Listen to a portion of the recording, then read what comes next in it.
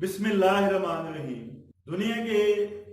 आज दुनिया में डिज्नी लैंड एक बहुत बड़ा तफरीही पार्क के नाम से जाना जाता है।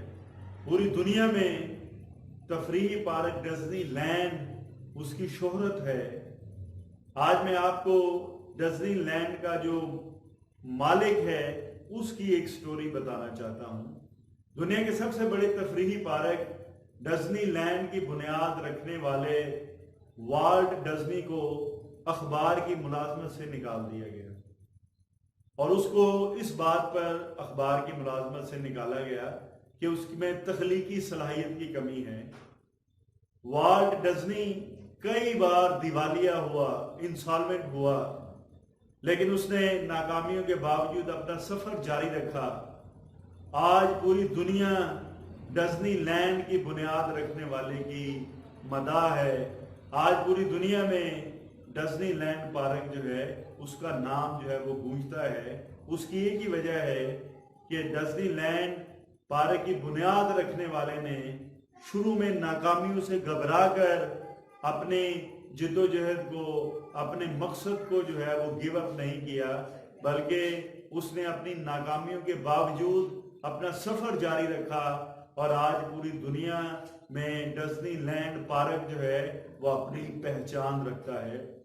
कई मुसन्निफीन ऐसे हैं, कई राइटर ऐसे हैं शुरू में जिनकी किताबों को पब्लिश इसलिए नहीं किया गया या उनकी अशात को मुस्तरद कर दिया गया, लेकिन बिलाखिर उन राइटर्स की किताबें पब्लिश हुई और उन्होंने एक रिकॉर्ड जो है वो मकबूलियत हासिल की। दुनिया के अजीम लीडर नेल्सन मंडेला ने 27 साल जेल में गुजारे। इसके बाद वो जनूबी अफ्रीका में इंतखाबात के जरिए पहले सदर मुंतखब हुए। इन कैद के दिनों में उनके पास एक नज़म हुआ करती थी कि मैं अपनी तकदीर का खालिक हूँ, मैं अपनी रूह का कप्तान हूँ, I am the captain of my soul. हमें नेल्सन मंडेला की जिंदगी मुसलसल जो है वो जिद्दोजहद की जिंदगी मिलती है। नेल्सन मंडेला ने अपनी नाकामियों से घबरा कर अपनी जिद्दोजहद को या अपनी स्ट्रगल को गिव अप नहीं किया, बल्कि नेल्सन मंडेला ने अपनी नाकामियों के बावजूद अपनी जिद्दोजहद को, अपनी स्ट्रगल को, अपने मकसद को जारी रखा और एक दिन वो अपनी जिंदगी में कामयाब हो गया। बाज कामयाब इदारे अपनी नाकामियों की शरह पर नजर रखते हैं। अगर ये शरह कम हो तो वो समझ जाते हैं कि वो सही ट्रैक पर नहीं है, फिर वो जुर्रतमंदी से फैसले करते हैं। सॉफ्टवेयर कंपनियां जब अपनी कोई नई प्रोडक्ट रिलीज करती हैं तो रिलीज से पहले उसे टेस्ट किया जाता है।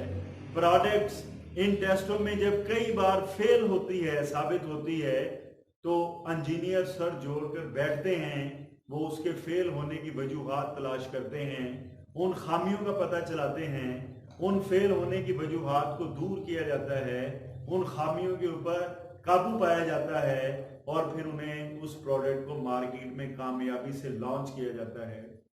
मैं आपको एक दिलचस्प वाकया बताना चाहता हूं कि गुज़श्ता दिनों बरतानिया के एक स्कूल में नाकामी का एक हफ्ता मनाया गया, जिसका मकसद बच्चों के जहनों को नाकामी के खौफ से निकालना था। जहां पे असातिज़ा और वालिदैन ने बच्चों को अपनी नाकामियों के किस्से सुनाए।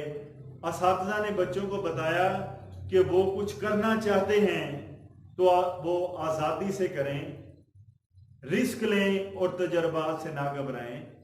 और आप यकीन करें कि असातिज़ा का ये यकीन था कि इस तरह बच्चे अपनी काबिलियत और अपनी सलाहियतें जान सकेंगे। आप अगर बच्चों को ये खौफ रहे कि वो जब तक वो कोई काम इसलिए नहीं करेंगे कि वो नाकाम हो जाएंगे, तो वो जिंदगी में कभी भी कामयाब नहीं हो सकते। हमें अपने बच्चों के जहनों से नाकामियों का खौफ जो है वो निकालना है। उनमें रिस्क लेने की एबिलिटीज को हमने उसको इम्प्रूव करना है। उनमें रिस्क लेने की एबिलिटीज को हमने बेदार करना है।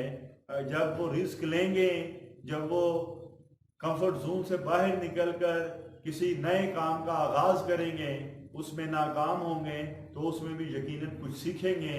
लिहाजा don't afraid from your failure. अगर आप अपनी ज़िंदगी में नाकाम हुए हैं, अगर आपने उसमें से कुछ सीखा है, तो वो नाकामी आपकी अगली कामयाबी की पहली सीढ़ी है।